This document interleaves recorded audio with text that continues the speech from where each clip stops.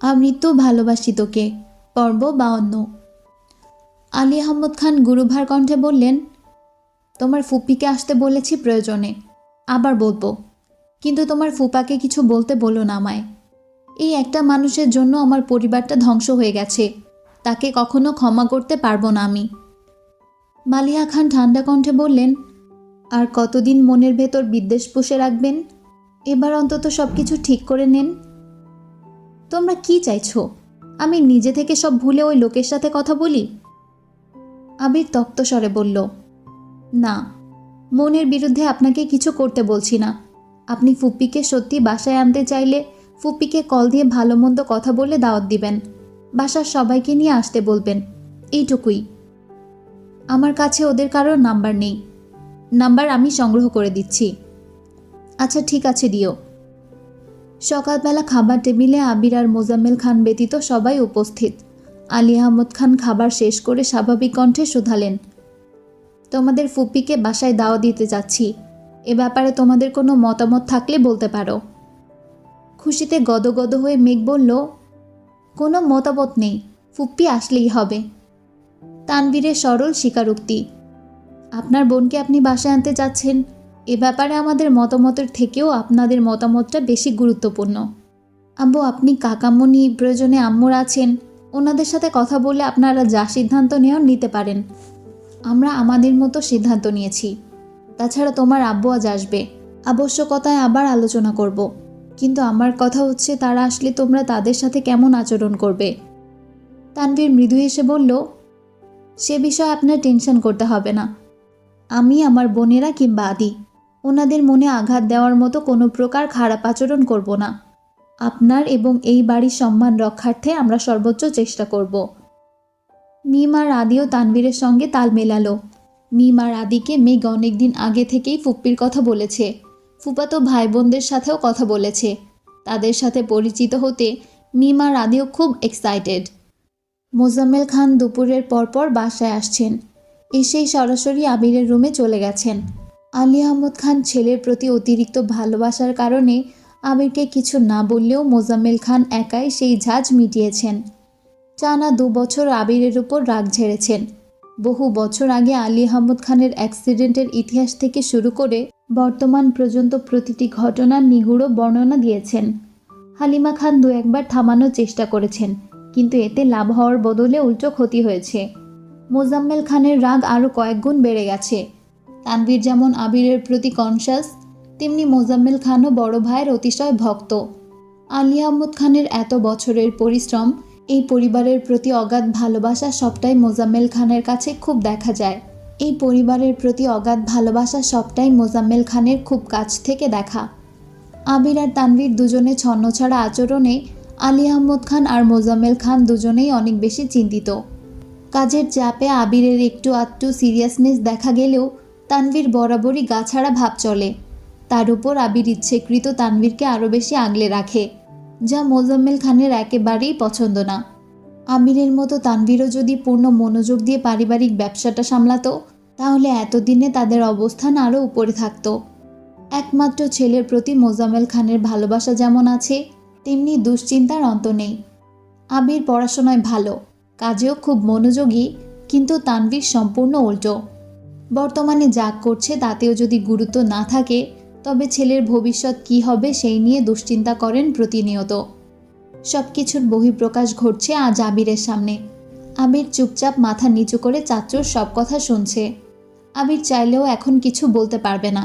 একটা কথা বলতে গেলে মোজাম্মেল খান আরও 10টা কথা শোনাবেন, তার থেকে বরং চুপচাপ থাকাই শ্রেয়।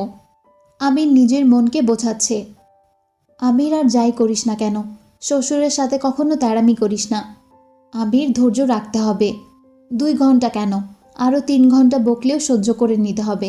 শ্বশুরকে রাগালে বউকে আর নিজের করে পাবি না। সো বি কেয়ারফুল আবির। এর মধ্যে মেঘ আবিরের জন্য 1 গ্লাস দুধ নিয়ে আসছে।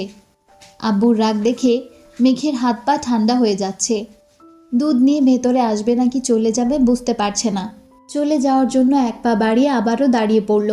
মেঘ মনে মনে আওড়ালো, আজ আমার জন্য আবির ভাইয়ের এই অবস্থা। আব্বু ওনাকে একা বকবেন কেন? আমিও তো বকা খাওয়ার অর্ধেক অংশীদার। মেঘ জিভ কেটে ঠোঁট ভিজিয়ে আবারও রুমের দিকে পা বাড়ালো। কারো উপস্থিতি বুঝতে পেরে মোজাম্মেল খান সঙ্গে সঙ্গে ঘাড় ঘুরিয়ে তাকালেন। মেঘের হাতে দুধের গ্লাস থরথর করে কাঁপছে। মেঘ অন্য হাত দিয়ে শক্ত করে গ্লাসটা ধরে রেখেছেন। মোজাম্মেল খান মেঘকে দেখে একটু থামলেন। ফোঁস করে শ্বাস ছেড়ে রাগী স্বরে বললেন, তারা অ্যাক্সিডেন্ট করে এক এক দিন এক একজন পড়ে থাকবে, আর ঘর গোষ্ঠী মিলে তাদের সেবা করবে। করো করো, আরও বেশি করে সেবা করো। দুধের সাথে আপেল আঙ্গুর কলাও নিয়ে আসতা। মেঘ একগাল হেসে বলল, সব রেডি করা আছে, দুধ খাওয়া শেষ হলেই ওগুলো নিয়ে আসবো। মোজাম্মেল খান তীব্র বিরক্তি আর বিদ্রূপের স্বরে কথাটা বলেছিলেন, অথচ মেঘটা বুঝতে না পেরে উল্টো সাবলীল ভঙ্গিতে অচতুর স্বীকারোক্তি দিয়েছে। মেঘের উত্তর শুনে মোজাম্মেল খান কয়েক মুহূর্ত স্তব্ধ হয়ে রইলেন। মেঘ উত্তর দেওয়ার পর নিজেই কনফিউশনে পড়ে গেছে। আব্বু কি ঠাট্টা করলো নাকি সিরিয়াসলি বলেছে এটাই বুঝতে পারছে না। আবির মেঘের অবস্থা দেখে মিটিমিটি হাসছে। অ্যাক্সিডেন্টের কারণে যে পরিমাণ রক্ত শরীর থেকে বেরিয়েছে তা পূরণ করতে দুধ ডিম ফল খাবো না তো কি আপনার বকা খাওয়াবো? মোজাম্মেল খান মেঘকে শোধালেন। তানভীর কোথায়? মেঘের চোখ আবিরের দিকে পড়তেই দেখল আবির মাথা দিয়ে না করতেছে। মেঘ সহসা মাথা নিচু করে উত্তর দিল, জানি না। এর মধ্যে হালিমা খান ফল সাথে ডিম সিদ্ধ নিয়ে আসছেন। রুমে ঢুকতে ঢুকতে চড়া গলায় বললেন, তানভীর যেখানেই থাকুক, অন্তত এখন তাকে এখানে ডাকবো না। 2 ঘন্টা যাবৎ ছেলেটাকে ইচ্ছে মতো কথা শোনাচ্ছেন। আর কত? আপনি এখন যান এখান থেকে, ফ্রেশ হয়ে আসুন, আপনাকে খেতে দিচ্ছি। আর ছেলেটাকেও শান্তিতে খেতে দিন। তানভীর ঘণ্টাখানেক আগেই বাসায় এসেছে। আবিরের রুমে আসতেও চেয়েছিল, কিন্তু হালিমা খান বারণ করেছেন। মোজাম্মেল খানের সামনে আবির আর তানভীর দুজনেই গুরুতর আসামি। দোষ যেই করুক না কেন, শাস্তি দুজনেরই প্রাপ্য। হালিমা খানের উদ্বেল কণ্ঠের কথাবার্তা শুনে মোজাম্মেল খান আর কথা বাড়ালেন না, নিজের রুমের দিকে চলে গেলেন। হালিমা খান আবিরের কাছে ফলের প্লেটটা রেখে মেঘকে উদ্দেশ্য করে বললেন, তুই বরং এখানে থাক, আমি তোর আব্বুর জন্য খাবার রেডি করি। মেঘ ঘাড় কাত করে হ্যাঁসূচক সম্মতি জানালো। হালিমা খান চলে যেতেই আবির ফলের প্লেটের দিকে তাকালো। হিমোগ্লোবিন বাড়ানোর জন্য যে ফল সবচেয়ে বেশি গুরুত্বপূর্ণ সেই সব ফল প্লেটে ভর্তি করে নিয়ে আসছে। আবির ভাবলেশীন কণ্ঠে বলল, এত ফল আনছিস কেন? কে খাবে? আপনি খাবেন? এত ফল খাইয়ে একদিন আমার শরীর ঠিক করার প্ল্যান করছিস নাকি? একদিনে না পারি, কিছু দিনের মধ্যেই ঠিক করে ফেলবো ইনশাল্লাহ। আবির সুস্থির কণ্ঠে বলল, এত খেতে পারবো না, যেটুকু পারবো সেটুকুই খাবো। মেঘ মুচকি মুচকি হাসছে। মেঘের রহস্যময় হাসি দেখে আবির ভ্রুযুগল নাকের গোড়ায় টেনে রাশভারী কণ্ঠে শোধালো, এভাবে হাসার কারণ কি? মনের ভেতর কি চলছে? মেঘের মুচকি হাসি প্রখর হলো। বেশ কিছু সময় চলল মেঘের অবাধ হাসি। আবির বিস্তীর্ণ আখিতে চেয়ে আছে তার কাদম্বিনীর 2টি নেত্রে। আজ কতদিন পর আবিরের প্রিয়তমার অকৃত্রিম হাসি দেখছে, যাতে নেই কোনো কৃপণতা। দীর্ঘ সময়ের হাসি নিমিত্তে মেঘের চোখ দুটো টলমল করছে। গাঢ় কমলা রঙের একটা জামার সাথে সাদার মধ্যে হ্যান্ডপ্রিন্টের একটা ওড়না মেঘের গায়ে জড়ানো। কমলা সাদার কম্বিনেশনে মেঘকে আজ অপরূপা লাগছে। সেই সাথে ঠোঁটগুলো আজ মাত্রাতিরিক্ত লাল দেখা যাচ্ছে। চোখের নিচে কাজল কিছুটা লেপ্টে আছে। নিরবধি হাসির কারণে ঘামে চিকচিক করছে নাকে ডগা। কোনো রমণীর প্রেমে পড়ার জন্য এর চেয়ে বড় কারণ বোধহয় আর হয় না। মুগ্ধতায় আবিরের 2 চোখ আটকে আছে। নিঃশ্বাস ভারী হয়ে আসছে। বাস্তব আর কল্পনা গুলিয়ে যাচ্ছে। মেঘ চেষ্টা করেও নিজের হাসি থামাতে ব্যর্থ হচ্ছে। দিশাবিশা না পেয়ে বাধ্য হয়ে নিজের হাতে নিজের মুখ চেপে ধরে হাসি থামানোর চেষ্টা করল। আবির তখনও নীরের দৃষ্টিতেই চেয়ে আছে।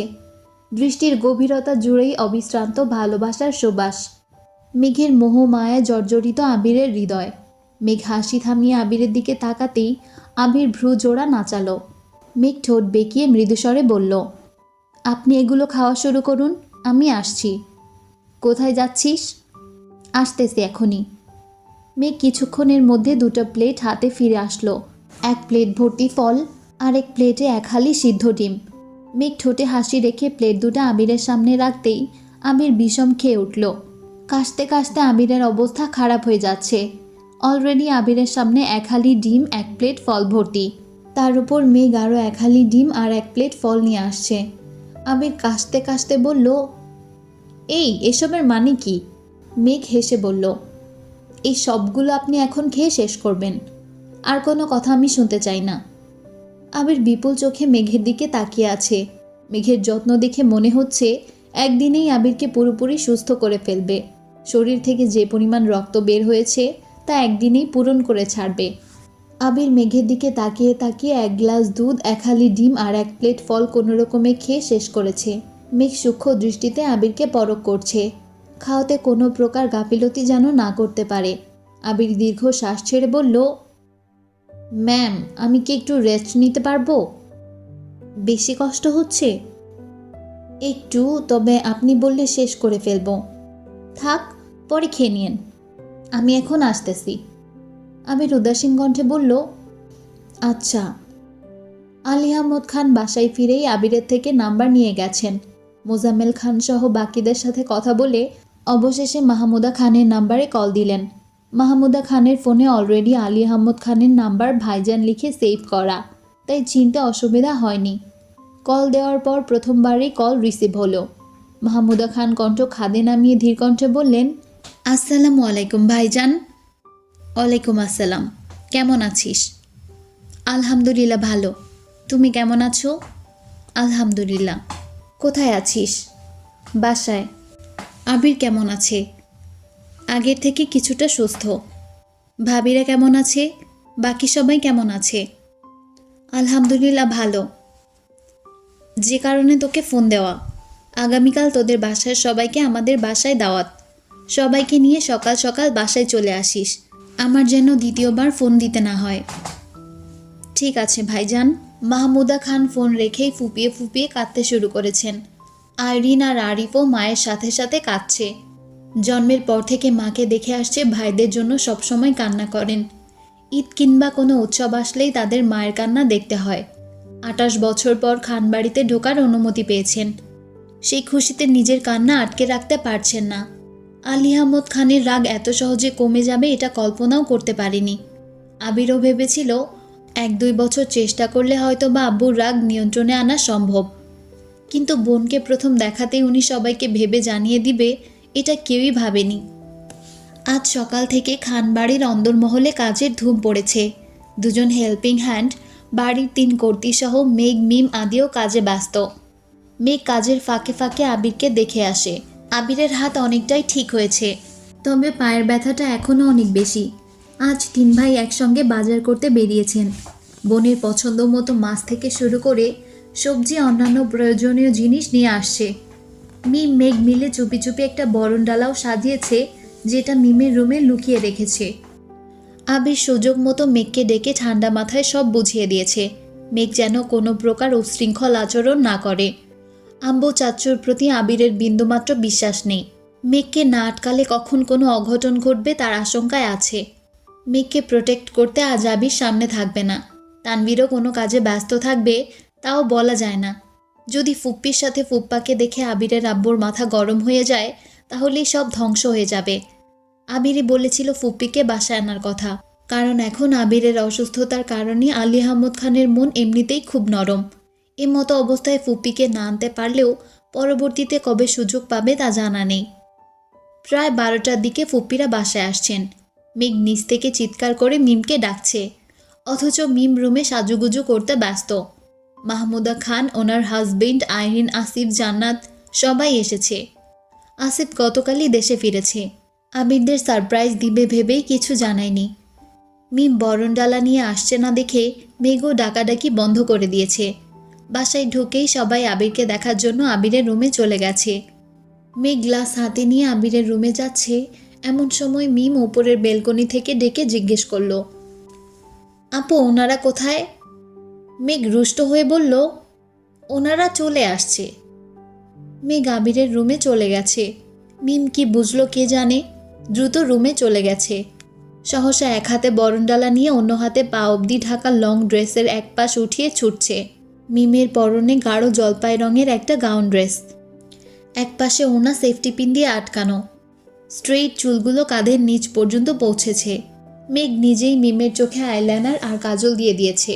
মিম ঠোঁটেও রঞ্জক লাগিয়েছে। মিমের এক হাতে কালো ফিতার ঘড়ি, অন্য হাতে কতগুলো চুড়ি, এক পায়ে পায়েল, সাথে পুতুলওয়ালা নরম তুলতুলে স্যান্ডেল পরনে। এলোপাতাড়ি দৌড়ের কারণে মিমের কাঠ ছাড়ানো চুলগুলো রীতিমতো লাফাচ্ছে। আশপাশ কোনো দিকে তাকানোর কোনো সময় নেই। বরণডালা হাতে নিয়ে মেইন গেট পার হতেই আচমকা এক ছেলের সাথে ধাক্কা লাগতেই সামনের ছেলেটা দ্রুত সরে গেছে। মিমের হাতের বরণডালা সহ ফুলের পাপড়ি সব পড়ে গেছে। সাথে সাথে মিমও ধপাস করে নিচে পড়ে গেছে।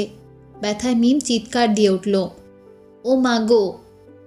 চিকন লম্বা এক ছেলে 2 কদম এগিয়ে এসে শোধালো, ব্যথা পেয়েছ? মিম রাগে কটকট করতে বলল, এই কে আপনি? আমার বাসায় এসে আমাকে ফেলে দিয়ে আবার জিজ্ঞেস করছেন ব্যথা পাইছি কি না? আপনার সাহস তো কম না? আবারও আর্তনাদ করতে করতে বলল, উফ, আমি শেষ। ছেলেটাও খ্যাপা স্বরে বলল, নিজে দেখে চলতে পারো না, আবার আমায় দোষারোপ করছো। আমি কি তোমায় ফেলেছি নাকি? নিজের গায়ে জোর নাই, আবার আমায় বলতে আসে। মিম এখনও মাটিতে পড়ে আছে। মিমের রাগ মাথায় উঠে যাচ্ছে। রাগে কটকট করতে করতে বলল, একদম গায়ের জোর নিয়ে কথা বলবেন না। আপনি ইচ্ছে করে আমায় ফেলেছেন। আমি এখনই ভাইয়াকে ডাকব। এমন সময় মেঘ আসছে। দরজার সামনে মিমকে বসে থাকতে দেখে মেঘ কপাল কুঁচকে শোধালো, কিরে তুই এখানে বসে আছিস কেন? মিম ফোঁস করে উঠল। গাল ফুলিয়ে মেঘের দিকে তাকিয়ে অভিযোগের স্বরে বলা শুরু করলো, আমি এখানে শুধু শুধু বসে আছি না, এই ছেলে আমাকে ধাক্কা মেরে ফেলে দিয়েছে। মেঘ ছেলের দিকে তাকাতেই ছেলেটা নিরুদ্বেগ কণ্ঠে বলল, আপু বিশ্বাস করো, আমি ইচ্ছে করে ধাক্কা দেইনি। ভেতর থেকে কে ছুটে আসছে আমি কিভাবে বুঝবো? আমি ভেতরে ঢুকছি, সে হুট করে সামনে চলে আসছে। আমি ভয় পেয়ে কিছুটা সরে গেছি, আর সে পড়ে গেছে। না আপু, উনি ইচ্ছে করে ফেলেছে। তুমি ভাইয়াকে এখনই ডাকো, এই ছেলের বিচার করতেই হবে। উফ, আমার কোমরটা মনে হয় ভেঙেই গেছে। মেঘ মৃদু হেসে বলল, আরিফ, তুমি ভেতরে যাও। আরিফ ব্যস্ত কণ্ঠে বলল, আপু সত্যি আমি ইচ্ছে করে ফেলিনি। মেঘ তপ্ত স্বরে বিড়বিড় করে বলল, বুঝতে পেরেছি, তবে একটু সাবধানে থেকো। এসেই পাগলকে উস্কে দিয়েছ। এর পরিণাম কি হবে আমার জানা নেই। ভেতরে যাও। আরিফ ভেতরে চলে গেছে। মিম রাগান্বিত কণ্ঠে চেঁচিয়ে উঠল, আপু তুমি ওই ছেলেকে ভেতরে ঢুকতে দিলে কেন? ওই ছেলে আমায় এত ব্যথা দিল, তবুও তুমি তাকে ছেড়ে দিলে? তুমি আমার বোন হয়ে এটা করতে পারলে? মেঘ হাত বাড়িয়ে গম্ভীর কণ্ঠে বলল, মুখটা বন্ধ কর। কাজের কাজ কিছুই করতে পারিস না। তখন চিৎকার করে ডাকলাম, বরণডালা নিয়ে নামতেই তুই পারিসনি। ওরা সবাই ভেতরে গেছে, এতক্ষণে তোর খবর হয়েছে। বরণ তো করা হলোই না, শুধু শুধু কোমরে ব্যথাটা পেয়েছিস, সাথে ড্রেসটাও নষ্ট করেছিস। মিম মেঘের হাত ধরে কোনো রকমে উঠল। ঠিকমতো দাঁড়াতেও পারছে না। মেঘ মিমের হাতটা শক্ত করে ধরে বলল, পাটা শক্ত করে ঝাড়া দে, দেখবি ঠিক হয়ে গেছে। মেঘের কথা মতো মিম 2-3 বার চেষ্টা করলো। কিছুটা ঠিক হওয়ার পর মেঘকে ধরে ধরে ভেতরে ঢুকলো। আবিরের রুমের দরজার সামনে আসতেই আকলিমা খান শোধালেন, কি রে, কি হলো তোর? মিম রাগে বলতে নিল, এই মেঘ তাড়াতাড়ি মিমের মুখ চেপে স্বাভাবিক কণ্ঠে বলল, এমনি ব্যথা পেয়েছে। আকলিমা খান পুনরায় বললেন, সারা দিন উল্টাপাল্টা দৌড়াবে, ব্যথা তো পাবেই। বেশি ব্যথা পাইছিস? সিরিয়াস আলোচনায় মিমের ব্যথাটা আলোচনার মোড় ঘুরিয়ে ফেলেছে। আবিরও তীক্ষ্ণ দৃষ্টিতে মেঘের দিকে তাকিয়ে আছে। মেঘ পরিস্থিতি বুঝতে পেরে তড়িঘড়ি করে বলল, আরে বেশি কিছু হয়নি, আমি এখনই ঔষধ দিয়ে দিচ্ছি, তোমরা কথা বলো। মেঘ মিমকে নিয়ে সেখান থেকে চলে গেছে। আবিরের রুমে আলী আহমদ খান ব্যতীত আর সবাই উপস্থিত। আলী আহমদ খান নিজের রুমেই বসে আছেন। বোনের প্রতি ক্রোধ কিছুটা কমলেও বোনের হাজবেন্ডকে তিনি এখনও মন থেকে মানতেই পারছেন না, তাই সামনেই আসছেন না।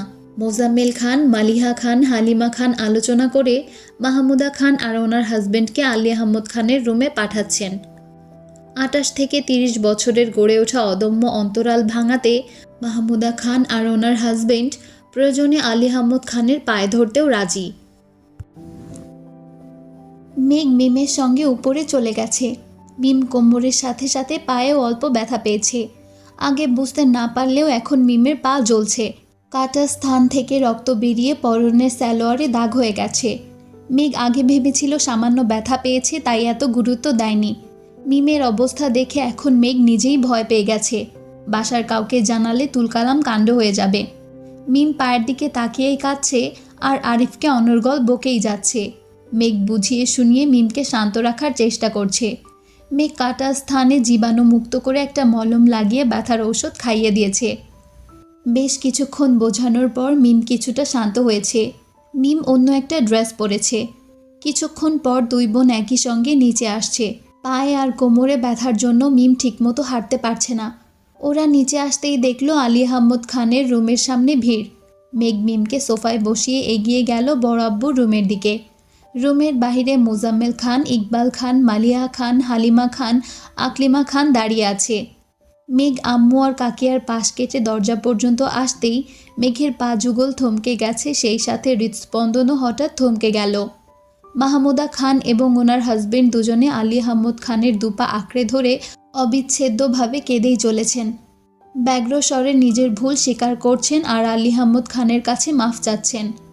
আলী আহমদ খান বোনকে অনেক দিন আগেই ক্ষমা করে দিয়েছেন, তবে আজ বোনের হাজবেন্ডকে সামনাসামনি দেখার পর নিজেকে কোনোভাবেই নিয়ন্ত্রণ করতে পারছেন না। পাথুরে মানবের ন্যায় আলী আহমদ খান বিছানার একপাশে বসে আছেন। মোজাম্মেল খান ব্যতীত দরজার সামনে দাঁড়ানো প্রতিটা মানুষের চোখ টলটল করছে। মেঘ কাতর বদনে ফুপ্পির দিকে কিছুক্ষণ তাকিয়ে রইল। মেঘের বুকের ভেতর অসহনীয় যন্ত্রণা হচ্ছে।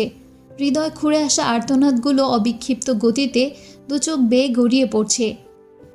ক্ষণিকের জন্য মেঘ নিজেকে ফুপ্পির জায়গায় কল্পনা করতেই মেঘের চারপাশ অন্ধকারে আচ্ছন্ন হয়ে গেছে। দাঁড়িয়ে থাকার সর্বশক্তি মুহূর্তেই বিলীন হয়ে গেছে। মেঘ দ্রুত স্থান ত্যাগ করল। মিমের পাশে সোফায় গিয়ে চোখ বন্ধ করে বসে ঘন ঘন শ্বাস নিয়ে নিজেকে স্বাভাবিক করার চেষ্টা করছে। মেঘের অস্থিরতা দেখে মিম অবাক চোখে চাইল। আশেপাশে চোখ বুলিয়ে মিম সন্দিহান কণ্ঠে শুধালো, আপু, কি হয়েছে তোমার? এভাবে হাঁপাচ্ছ কেন? মেঘ নিজেকে সামলে স্বাভাবিক কণ্ঠে বলল, কিছু হয়নি। অন্যদিকে আবিরের রুমে আসিফ, জান্নাত, তানভীর, আরিফ, আইরিন সবাই খুনসুটিতে মেতে আছে। বেশ কিছুক্ষণ খোঁজ গল্প করার পর আসিফ হঠাৎই গম্ভীর কণ্ঠে আবিরকে উদ্দেশ্য করে বলল, শুনলাম তুই নাকি মেঘের জন্য অ্যাক্সিডেন্ট করছিস। মোটেই না, তোমরা শুধু শুধু আমার ওনাকে দোষারোপ করছো। ওনার কোনোই দোষ নাই, ভাগ্যে ছিল তাই অ্যাক্সিডেন্ট করেছি। আসিফ কিঞ্চিত হেসে বলল, এখনই তার পক্ষ নিচ্ছিস? বিয়ের পর কি করবি তাহলে? আবির জিভ দিয়ে ঠোঁট ভিজিয়ে ঠোঁট বেঁকিয়ে হেসে মৃদুস্বরে বলল, পরে বউভক্ত জামাই হব। ও যা বলবে, যেভাবে বলবে আমি সেভাবেই চলব। বাস্তবে কেন, স্বপ্নেও কোনোদিন ওকে আমার বিরুদ্ধে কোনো ধরনের অভিযোগ তুলতে দিব না, ইনশাআল্লাহ। জান্নাত, আসিফ আর তানভীর একসঙ্গে ইনশাআল্লাহ বলে উঠল। আইরিন হাসি মুখে শুধালো, ভাইয়া, তুমি বিয়েটা কবে করবা? আমরা কি বিয়ে খাবো না? আবির ঠাট্টা স্বরে বলল, তোকে বিয়ে দেই, তারপরই করব। আইরিন মুখ ফুলিয়ে গম্ভীর কণ্ঠে বলল, আমার কি বিয়ের বয়স হয়েছে? মাত্র 16 বছর বয়স আমার, আমি এখনও শিশু। তানভীর হেসে বলল, এখনও কত কত গ্রামে 12 থেকে 14 বছর বয়সী মেয়েদের বিয়ে হয়ে যায়, সেখানে তুই তো তাদের থেকে 2 বছরের বড়, তোকে দিতে সমস্যা কি? আইরিন গুরুগম্ভীর ভাব নিয়ে বলল, তোমার বোন যে আমার থেকেও আরও 3 বছরের বড়, সে বেলায় তাকে বিয়ে দাও না কেন? তানভীর সত্বর জবাব দিল, আমার বোনের জামাই ফিক্সড, তাই কোনো টেনশন নাই, কিন্তু তোর জন্য তো ছেলেকে খুঁজতে হবে, এই জন্য সবার টেনশন। আইরিন ভ্রু নাকের গোড়ায় টেনে রাশভারী কণ্ঠে বলল, আমি বিয়েই করব না। আইরিনের কথা শুনে সবাই উচ্চস্বরে হাসতে শুরু করেছে। আইরিন রাগে কটকট করতে করতে সবার দিকে তাকাচ্ছে। জান্নাত ঠোঁটে হাসি রেখে বলল, তোমরা সবসময় আমার ননদিনীটাকে রাগাও। আমার ননদিনীকে বিয়েই দিব না, সারা জীবন আমার কাছে রেখে দেব, তাহলে আম্মুকেও মেয়ের জন্য কান্নাকাটি করতে হবে না। আইরিনের গাল ফুলানো দেখে আরিফ আইরিনের মাথায় গাঁটটা মেরে বলল, তুই তো বেকুল কেন রে, মজাও বুঝিস না? আইরিন মাথায় ঘষতে ঘষতে অসহায় মুখে আরিফের দিকে চেয়ে আছে। আরিফ সবার সাথে অন্য বিষয়ে কথা বলায় ব্যস্ত। এর মধ্যে আকলিমা খান দরজা থেকে ডেকে বললেন, তানভীর, ওদের নিয়ে বাসাটা একটু ঘুরে দেখা, আর পারলে আবিরকে ধরে রুমটা থেকে বের কর, এক রুমে বন্দি থাকতে কত ভালো লাগে। তানভীর ধীর কণ্ঠে বলল, ঠিক আছে, তুমি যাও, আমি ভাইয়াকে নিয়ে যাচ্ছি। আইরিন, আরিফ, জান্নাত আগেই বেরিয়ে গেছে। তানভীর আর আসিফ দুপাশ থেকে আবিরকে ধরে আস্তে ধীরে নিয়ে যাচ্ছে। আবিরের হাত মোটামুটি ঠিক হয়ে গেছে, পায়ে ব্যথা রয়েছে। বাড়ির নিরিবিলি পরিবেশ দেখে জান্নাত এগিয়ে গিয়ে আকলিমা খানকে শাশুড়ির কথা জিজ্ঞেস করতে লাগলো।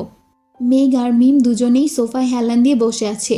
সবাইকে বের হতে দেখে হালিমা খান এগিয়ে এসে মেঘকে ডেকে বললেন, ওদের নিয়ে ছাদ থেকে ঘুরে আয়, আমরা খাবার রেডি করছি। এদিক ওদিক নজর বুলিয়ে মেঘ উঠে নিজের মনকে সামলে মুখে হাসি নিয়ে বলল, চলো। মিমকে উদ্দেশ্য করে বলল, কিরে, তুই যেতে পারবি? মিম মেঘের দিকে এক পলকের জন্য তাকাতেই হঠাৎ আরিফের দিকে চোখ পড়ল। অমনি মিম রেগে মেগে আগুন হয়ে গেছে। রাগান্বিত কণ্ঠে বলল, আমি যাব না, তুমি যাদের নিয়ে যাচ্ছিলে তাদেরকেই নিয়ে যাও। মেঘ যথারীতি আইরিন আর আরিফকে নিয়ে উপরে চলে গেছে। এক এক করে মিম, তানভীর, মেঘ, আবির সবার রুম ঘুরিয়ে ছাদে নিয়ে গেল। ছাদ ভর্তি এত এত গাছ দেখে আইরিন খুশিতে লাফালাফি শুরু করে দিয়েছে। আইরিনের উইশ লিস্টের প্রায় অনেকগুলো গাছ অলরেডি মেঘেদের ছাদে আছে। আইরিন আপন মনে বকবক করেই যাচ্ছে, এই গাছটা আমার আছে, ওইটা ছিল এখন নাই, এই গাছটা আমাদের বাসায় হয় না, তুমি আবার আমাদের বাসায় গেলে তোমাকে আমাদের বাসার ছাদে নিয়ে যাব। মেঘ মৃদু হেসে শুধু বলল, আচ্ছা ঠিক আছে। অনেকক্ষণ যাবৎ বকবক সহ্য করে অবশেষে আরিফ ক্ষুব্ধ হয়ে বলল, তোদের সাথে এসে আমার নিজেকে উন্মাদ মনে হচ্ছে। গাছগাছালি নিয়ে এত আলোচনা গবেষণা গবেষকরাও বোধহয় করেন না। আইরিন ঠাট্টা স্বরে বলল, তুই ভালো মানুষ ছিলি কবে? আরিফ অগ্নি দৃষ্টিতে তাকাতেই আইরিন ভেঙচি কাটল। মেঘ হেসে বলল, আচ্ছা, আর গাছ নিয়ে কথা বলবো না, তোমার যে বিষয়ে কথা বলতে ইচ্ছে করে সেই বিষয়ে বলো। আরিফের রাগ মুহূর্তেই গায়েব হয়ে গেছে। সহসা অস্ফুট কণ্ঠে বলল, এই না হলে আমার আইরিন সঙ্গে সঙ্গে আরিফের মুখ চেপে ধরে ফেলল। মেঘ আশ্চর্যান্বিত নয়নে তাকিয়ে আইরিনকে শুধালো, আরিফের মুখ চেপে ধরছো কেন? পুনরায় আরিফকে শুধালো, কি বলতে চাইছিলে বলো, মানে কি? আরিফ ঢোক গিলে উষ্ণ স্বরে বলল, ভালো বোন। মেঘ ভ্রুকুচকে সন্দেহের দৃষ্টিতে তাকিয়ে শুধালো, সত্যি? তাহলে আইরিন মুখ চেপে ধরেছে কেন? আইরিন খুব হিংসুটে, ও নিজেকে ছাড়া আর কাউকে ভালো বলতে দিবে না। তোমাকেও ভালো বলে ফেলেছি, এটাও সহ্য হচ্ছে না। আইরিন বিপুল চোখে আরিফের দিকে তাকিয়ে আছে আর ভেতর ভেতর ফুঁসতেছে। বিড়বিড় করে বলল, আগে বাসায় চল, তারপর তোকে বোঝাবো। মেঘ, আইরিন, আরিফ তাদের পড়াশোনা, ভার্সিটি লাইফ আর স্কুল লাইফ নিয়ে গল্প করছে। এদিকে আবির, তানভীর, আসিফ সোফায় বসে বসে গল্প করছে। আবিরের ব্যবসা, তানভীরের রাজনীতি, আসিফের জব লাইফ নিয়ে নানান আলাপ আলোচনায় মগ্ন। জান্নাত হালিমা খান ও আকলিমা খানের সাথে খাবার পরিবেশনে সাহায্য করছে। মাহমুদা খান, ওনার হাজবেন্ড এবং বাকিরা আলী আহমদ খানের রুমেই টুকটাক কথা বলছে। মাহমুদা খানকে আলী আহমদ খান নতুন করে সবার সঙ্গে পরিচয় করিয়ে দিচ্ছেন, যদিও মাহমুদা খান সবাইকে আগে থেকেই চিনেন। আলী আহমদ খান হঠাৎই প্রশ্ন করলেন, তোর ছেলে মেয়ে কি তিনজনই? মাহমুদা খান মৃদুস্বরে বললেন, না, আমার আলহামদুলিল্লাহ 2 ছেলে আর 2 মেয়ে। মোজাম্মেল খান শুধালেন, আর এক মেয়ে কোথায়, নিয়ে আসলি না কেন? বড় মেয়ের বিয়ে হয়ে গেছে, কানাডা থাকে। ইকবাল খান আশ্চর্য নয়নে তাকিয়ে বললেন, আপা, তোমার এক মেয়েকে বিয়েও দিয়ে ফেলেছ? মাহমুদা খান মলিন হেসে বললেন, আলহামদুলিল্লাহ, 1 বছরের একজন নাতিও আছে। মোজাম্মেল খান বোনের কথায় রীতিমতো ভিমড়ি খেল। আলী আহমদ খান মালিহা খানের দিকে তাকিয়ে উদাসীন কণ্ঠে শুধালেন, আমার ছেলেকে এবার বিয়ে করানো দরকার নাকি বলো? মালিহা খান কিছুটা তপ্ত স্বরে বললেন, আমির ফেরার পর থেকেই আপনার কাছে আমি এই কথা বলছি, কিন্তু আপনি তো আমার কথা গুরুত্বই দিচ্ছেন না। এবার গুরুত্ব দিতেই হচ্ছে। আমার ছোট বোন নানি হয়ে গেছে, আর আমি এখনো ছেলের বউয়ের মুখে আব্বাজান ডাকে শুনতে পারলাম না। মোজাম্মেল খান চিন্তিত কণ্ঠে জিজ্ঞেস করলেন, কোনো মেয়ে কি পছন্দ হয়েছে ভাইজান? দেখেছো কি? হ্যাঁ, মেয়ে আমার পছন্দ করাই আছে। আবির শুধু হ্যাঁ বললেই হবে। মালিহা খান উদ্বিগ্ন কণ্ঠে শুধালেন, মেয়েকে কি করে? আলী আহমদ খান ঠাট্টার স্বরে বললেন, মেয়ে তুমিও দেখেছিলে, এবার আমিও দেখেছি, এখন দেখি ছেলে কি করে। মোজাম্মেল খান আবারও প্রশ্ন করলেন, ভাইজান তুমি কি শাকিল সাহেবের মেয়ের কথা ভাবতেছ?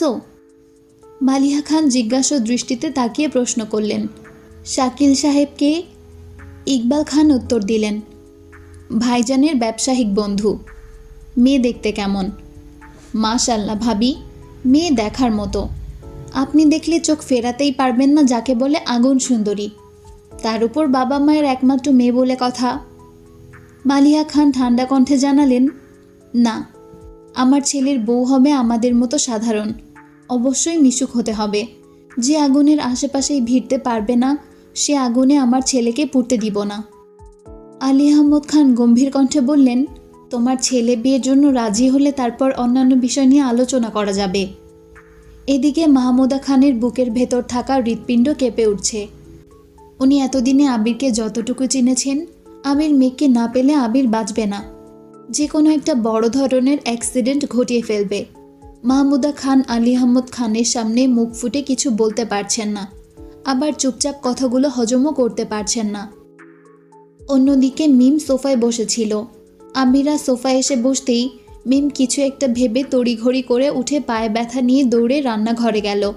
উত্তেজিত কণ্ঠে শুধালো, আম্মু, বাসায় কলা আছে? হ্যাঁ, কেন? আমায় একটা কলা দাও। ভাত খাওয়ার সময় কলা দিয়ে কি করবি? খাবো, এখনই দাও। একটা না, দুটো কলা দিও। আকলিমা খান কপাল কুঁচকে মিমের দিকে তাকিয়ে কিছু না বলে দুটো কলা বের করে দিলেন। সঙ্গে সঙ্গে হালিমা খান মিমকে বললেন, মিম, ছাদ থেকে ওদের ডেকে নিয়ে আয় তো মা। মিম ঠোঁট বেঁকিয়ে হেসে বলল, অবশ্যই, এখনই যাচ্ছি। মিম কলা খেতে খেতে সিঁড়ি দিয়ে উঠছে। মুহূর্তেই যেন পায়ের ব্যথার কথা সম্পূর্ণ ভুলে গেছে। ছাদের দরজা থেকে ডাকল, আপু, মামুনি তোমাদের ডাকছে। মেঘ স্বাভাবিক কণ্ঠে বলল, আচ্ছা যাচ্ছি, কিন্তু তুই এখানে আসলি কিভাবে? এভাবেই। মেঘ আর আইরিন গল্প করতে করতে সিঁড়ি দিয়ে নামছে। আরিফ মিমের শারীরিক অবস্থা বোঝার জন্য এক পলক মিমের দিকে তাকিয়ে সঙ্গে সঙ্গে চোখ সরিয়ে নিচ্ছে। মিম যদি বুঝতে পারে আরিফ ইচ্ছেকৃত মিমের দিকে তাকিয়েছে, তাহলে এবার সিডর আইলার মতো তাণ্ডব শুরু করে দিবে। আরিফ ফোনের দিকে মনোযোগ দিয়ে মিমকে পাশ কাটিয়ে চলে গেছে। আরিফ 4-5 সিঁড়ি নামতেই হঠাৎ স্লিপ কেটে নিয়ন্ত্রণ হারিয়ে কয়েক সিঁড়ি নেমে সামনে থাকা আইরিনের দু কাঁধে ধরার চেষ্টা করে।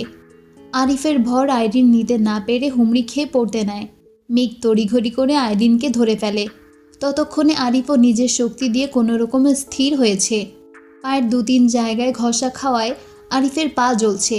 সেদিকে না তাকিয়ে আরিফ পেছনের দিকে তাকাতেই দেখল একটা সিঁড়িতে কলার বাকল অক্ষত অবস্থায় পড়ে আছে। এর আগে সিঁড়িটাতেই আরিফের পা পড়েছিল। মিম দুটো কলা খেয়ে পরপর 2 সিঁড়িতে বাকল ফেলেছে, যেন যে কোনো একটিতে আরিফ স্লিপ খায়। মেঘ আর আইরিন আগে নেমে যাওয়ায় এবং আরিফের মনোযোগ ফোনে থাকায় মিমের কাজে বেশ সুবিধা হয়েছে। আরিফ চোখ তুলে মিমের দিকে তাকাতেই মিম নিজের 2 হাত ঝেড়ে এমন ভাব নিল যে সে বিশাল কিছু করে ফেলেছে। আরিফের রাগ হলেও সে প্রকাশ করল না। আইরিন নিজের মতো করে আরিফকে বকছে। আইরিন ভেবেছে আরিফ ইচ্ছে করে আইরিনকে ধাক্কা দিয়েছে। আরিফ সেসবে পাত্তা না দিয়ে মেঘদের পাশ কাটিয়ে নিচে চলে গেছে। মিম নিচে এসে উদ্বিগ্ন কণ্ঠে শুধালো, আইরিন আপু, তুমি কি ব্যথা পেয়েছো? মেঘ সন্দেহের দৃষ্টিতে মিমকে দেখেও কিছু বলল না। নিচে নামতেই দেখল সবাই খাবার টেবিলে বসা। আজ ডাইনিংয়ে আরও 5টা চেয়ার অ্যাড করায় জায়গা তুলনামূলক কম। ফুপ্পিদের পাশে 2টা চেয়ার ফাঁকা, আবিরের পাশে একটা চেয়ারও ফাঁকা। আইরিন তার মায়ের পাশে গিয়ে বসল।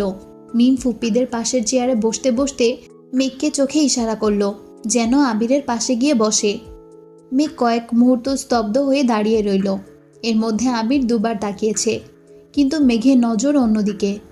তানভীর আবিরের পাশের চেয়ারটা ইশারা করে মোলায়েম কণ্ঠে মেঘকে বলল, বনু, এখানে এসে বস। সঙ্গে সঙ্গে আলী আহমদ খানও বললেন, বসো বসো, খাওয়া শুরু করি। মেঘ আকপাচ না ভেবে আবিরের পাশে গিয়ে বসল। অজানা এক অনুভূতিতে মেঘের মন শিউরে উঠছে। তীর তীর করে কাঁপছে মেঘের হাত। আবির মেঘের হাতের দিকে নজর বোলায় আর চোখে মেঘকে কয়েক মুহূর্ত পর্যবেক্ষণ করে। মেঘের কাঁপাকাঁপি দেখে আবির ব্যান্ডেজ করা হাত নিয়ে নিজেই মেঘের প্লেটে খাবার তুলে দিল। আচমকা মেঘের সঙ্গে হাতের স্পর্শ লাগতেই মেঘ কারেন্টে শক খাওয়ার মতো আটকে ওঠে। মুহূর্তেই হাত ছিটকে সরিয়ে নিয়েছে। অকস্মাৎ মেঘের এমন আচরণে আবির কপাল গুটিয়ে অবাক চোখে তাকালো, কিন্তু কোনো কথা বলল না। খাওয়ার মাঝে প্রয়োজনের বাহিরে কেউ কোনো কথা বলেনি। মিমের সাথে দু একবার আরিফের চোখাচোখি হয়েছে। মিম প্রতিবারই ভেঙচি কেটে সহসা অন্যদিকে তাকিয়ে পড়েছে। আলী আহমদ খান খাবার শেষ করে গলা খাকারি দিয়ে ধীর কণ্ঠে বললেন, আমি খানবাড়ির সবার উপস্থিতিতে আমার ছেলের ব্যাপারে গুরুত্বপূর্ণ সিদ্ধান্ত জানাচ্ছি। আমার ছেলের সম্মতি থাকলে আমি সামনের ঈদ নাগাদ ছেলের বউ ঘরে তুলতে চাই। আলী আহমদ খানের কথাগুলো আবিরের মনের সঙ্গে সঙ্গে বিস্ফোরিত হয়েছে। আবিরের চোখে মুখে অন্ধকার নেমে এসেছে। কপালে কয়েক স্তর ভাঁজ পড়ে গেছে। এদিকে মেঘের নিঃশ্বাস গলায় আটকে গেছে। অবিরত ঢোক গিলে নিঃশ্বাস নেওয়ার প্রবল চেষ্টা করছে। তানভীর, আসিফ, আরিফ, জান্নাত, আইরিন, মিম সকলেই আশ্চর্য নয়নে তাকিয়ে আছে। সবার মনে উত্তেজনা আর ভয় একসঙ্গে কাজ করছে। আলী আহমদ খান পুনরায় শুধালেন, আবির, এখন বিয়ে করতে তোমার কোনো আপত্তি আছে? শ্বাসরুদ্ধকর পরিস্থিতিতে আবিরের নিঃশ্বাস ভারী হয়ে গেছে। মস্তিষ্ক জুড়ে বিচরণ করা পরিকল্পনাগুলো এলোপাতাড়ি ছুটছে। পিঞ্জরে আবদ্ধ হৃৎপিণ্ডটা দপদপ করে কাঁপছে। আব্বু, চাচু সহ বাড়ির প্রায় সকল সদস্য আজ এখানে উপস্থিত। বহু কাঠখড় পুড়িয়ে আবির ফুপ্পিকে প্রথমবারের মতো বাসায় আনতে সফল হয়েছে। আবির যতটা প্রকাশ্যে করেছে তার থেকে অনেক বেশি চেষ্টা গোপনে করেছে। ফুপ্পির সাথে প্রথমবার দেখা হওয়ার পর থেকে মালিহা খানকে দিয়ে আবির যথাসাধ্য আলী আহমদ খানকে বোঝানোর চেষ্টা করেছে। এতদিনে ভাই বোনের সম্পর্ক মোটামুটি ঠিক হতে শুরু করেছে। এমতো অবস্থায় আবির কোনোভাবেই নতুন কোনো ঝামেলা চাচ্ছে না। বর্তমানে আবিরের অবস্থান অনুসারে মেঘের কথা বাসায় জানানো বা আব্বু চাচ্চুর কাছে মেঘকে চাওয়ার মতো মিনিমাম যোগ্যতাও আবিরের নেই। আর যাই হোক, আবির মেঘের ব্যাপারে না শব্দ শুনতে নারাজ। এদিকে টেনশানে মেঘের হাত পা ঠান্ডা হয়ে গেছে। আবির বিয়েতে রাজি হয়ে গেলে আর যে কোনো ক্রমে অন্য মেয়ের সাথে আবিরের বিয়ের কথা হলে মেঘের কি হবে সেটা ভেবেই মেঘ ডিপ্রেশনে চলে যাচ্ছে। পাশাপাশি বসায় আবিরের দিকে ঠিকমতো তাকাতেও পারছে না। আবিরের রিয়াকশনও বুঝতে পারছে না। কিছু মুহূর্তের জন্য খাবার টেবিলে পিনপতন নীরবতা চলল। অবশেষে আবির ছোট করে শ্বাস ছেড়ে গম্ভীর কণ্ঠে বলল, আমি আপাতত বিয়ের জন্য মানসিকভাবে প্রস্তুত না। আমি কি তোমাকে এখনই বিয়ে করতে বলছি নাকি? ঈদ পর্যন্ত সময় নাও, মানসিকভাবে প্রস্তুত হও। আবির আগপাছ না ভেবেই বলে উঠল, সরি আব্বু, ঈদ নাগাদ সময় আমি নিজেকে গোছাতে পারবো না। আমার আরও সময় লাগবে। কতদিন? আগামী 1 বছর আমি বিয়ে নিয়ে ভাবছি না। আরও 1 বছর? তুমি বাড়িতে আসছো প্রায় 1 বছর হতে চলল। তাছাড়া তোমার বিয়ের বয়সও হয়েছে। তোমার আম্মু অনেকদিন যাবতই আমাকে বলেছিল আমার উচিত বাবা হিসেবে নিজের দায়িত্ব শ্রেয়ভাবে পালন করা। কিন্তু আব্বু, আমি এখন কোনো অবস্থাতেই বিয়ে করতে পারবো না। বিয়ে করার মতো যোগ্যতা আমার এখনও হয়নি। কেন হবে না?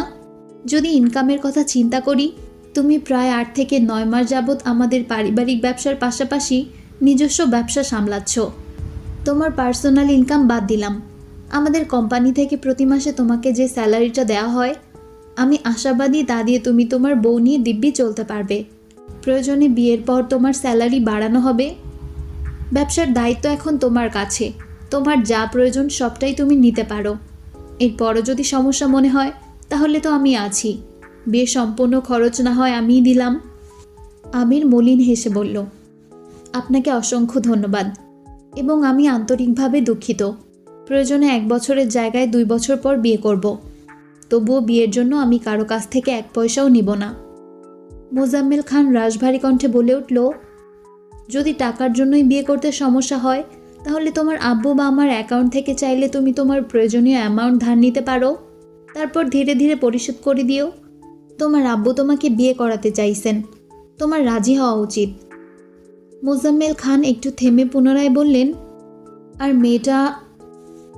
মেয়েটা তোমার অপরিচিত কেউ না।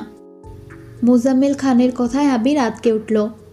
মুহূর্তেই মাথায় চিন্তারা ঘুরপাক খেতে শুরু করলো। সহসা হৃদস্পন্দন জোরালো হয়ে গেছে।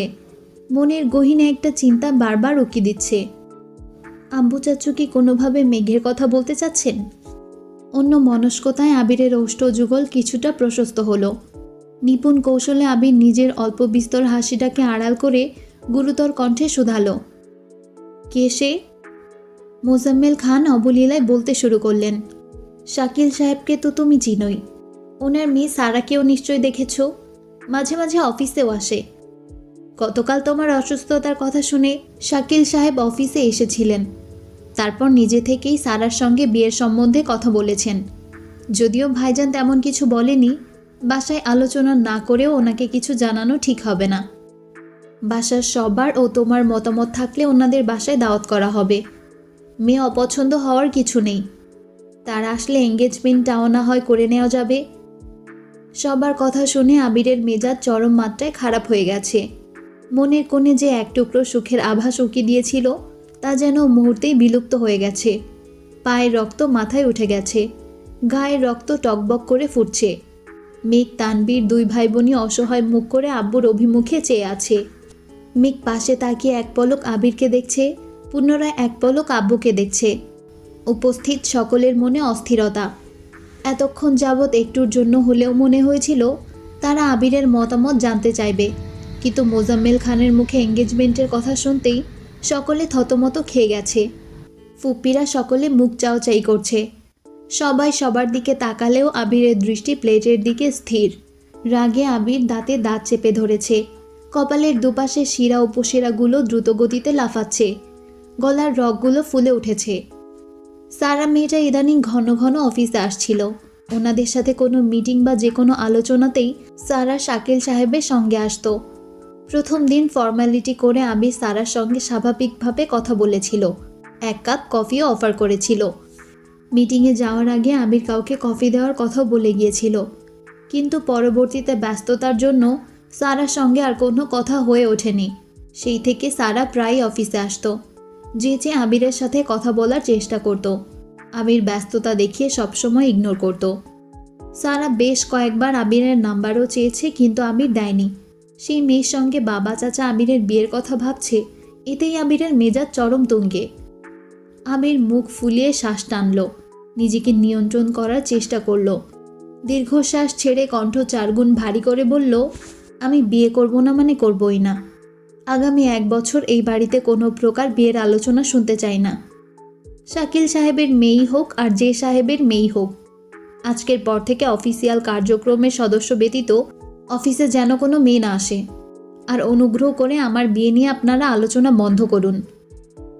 আলী আহমদ খান রাশভারী কণ্ঠে বললেন, তুমি কথা শেষ করতে তো দিবে? আব্বু, আমি আর কোনো কথা শুনতে বা বলতে চাচ্ছি না। তোমার কিছু বলার থাকলে বলতে পারো। আমির রাগান্বিত কণ্ঠে বলে উঠল, আপনারা আপনাদের সিদ্ধান্ত জানিয়েছেন, এঙ্গেজমেন্ট পর্যন্ত ফিক্সড করে ফেলেছেন, আর এখন আমার মতামত জানতে চাচ্ছেন? বাহ, অসাধারণ। মালিয়া খান শান্ত স্বরে বললেন, আবির, আব্বুর সাথে এভাবে কথা বলছিস কেন? কথা বললেই তো বিয়ে হয়ে যায় না। ওনারা তো তোর সিদ্ধান্ত জানতেই চাচ্ছেন। আম্মু, এটাকে সিদ্ধান্ত জানতে চাও বলে না। ওনারা ওনাদের মর্জি আমার উপর চাপালেই আমি ওনাদের সব সিদ্ধান্ত মানতে পারবো না। আর যদি আমার সিদ্ধান্তই জানতে চাও, তাহলে আমি আবারও বলছি, আগামী 1 বছর আমি বিয়ে করতে পারবো না। এ ব্যাপারে আমার সামনে অথবা আড়ালে আর কোনো কথা যেন না হয়। আলী আহমদ খান উঠে যেতে যেতে ভারী কণ্ঠে বললেন, ঠিক আছে, তোমার বিয়ে নিয়ে আর কোনো কথা হবে না। আবির গম্ভীর কণ্ঠে জবাব দিল, ধন্যবাদ। মোজাম্মেল খান গুরুগম্ভীর কণ্ঠে বললেন, ছেলে মেয়ে বড় হয়ে গেলে নিজের মর্জিতে চলতে চায়, বাবা মায়ের অবাধ্য সন্তান হয়ে যায়। বড়দের সিদ্ধান্ত তখন তাদের কাছে মূল্যহীন হয়ে যায়, কাউকে পরোয়া করে না। আবির ঠোঁট বেঁকিয়ে মনে মনে বিড়বিড় করে বলল, পারলে নিজের মেয়েকে আমার কাছে বিয়ে দেন, তারপর দেখুন আপনাদের সিদ্ধান্তের মূল্য দেই কিনা। নিজের মেয়ের কথা তো একবার বললেন না, কোথাকার কোন মেয়েকে আমার ঘাড়ে গছিয়ে দিতে উঠে পড়ে লেগেছেন। তাতে রাজি হইনি বলে আমি অবাধ্য সন্তান হয়ে গেছি? বাহ শ্বশুরাব্বু বাহ, আপনার মেয়েকে বিয়ে দিলে ঈদ পর্যন্ত অপেক্ষা করতে হবে না। আজ এই মুহূর্তেই বিয়ে করে ফেলবো। মোজাম্মেল খান বিড়বিড় করতে করতে খাবার টেবিল ছেড়ে উঠে চলে গেছেন। আবির এক পলক চাচ্চুর দিকে তাকালো। বিড়বিড় করে বলা কথার কিছুই আবির বুঝল না। চোখ ঘোরাতেই তানভীরকে চোখে পড়ল। আবির তানভীরকে দেখেই সিম্পলি স্মাইল দিল।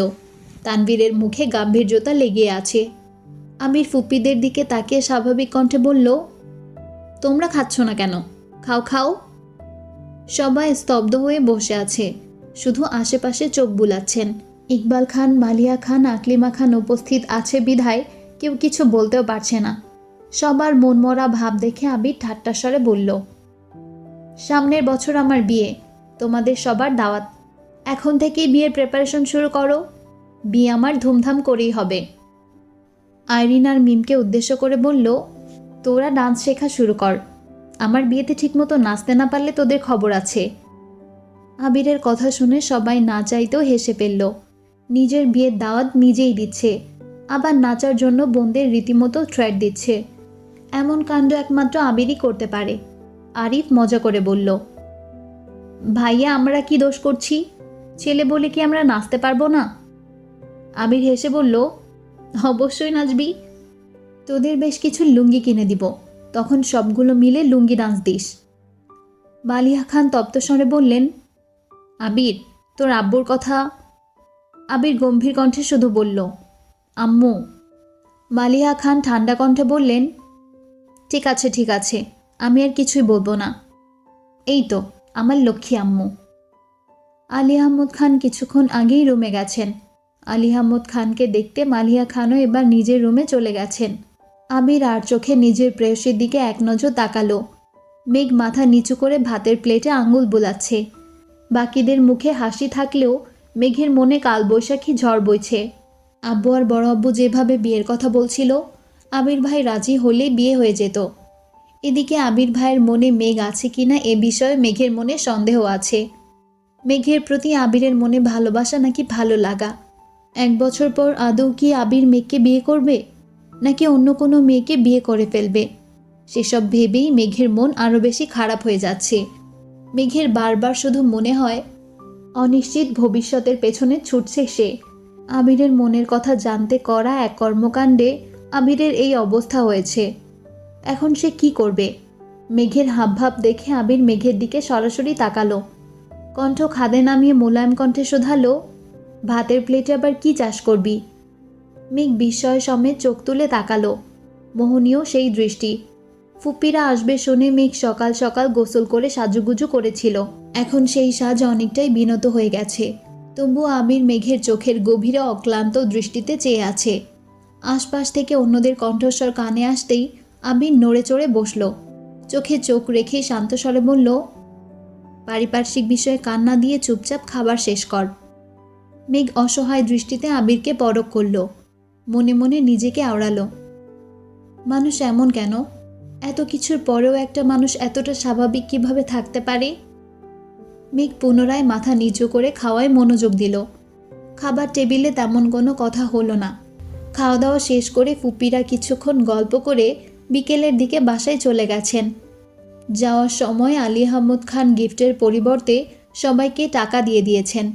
সন্ধ্যার পরপর মেঘ ঘুমিয়েছে। সেই ঘুম ভেঙেছে রাত 11:30 নাগাদ।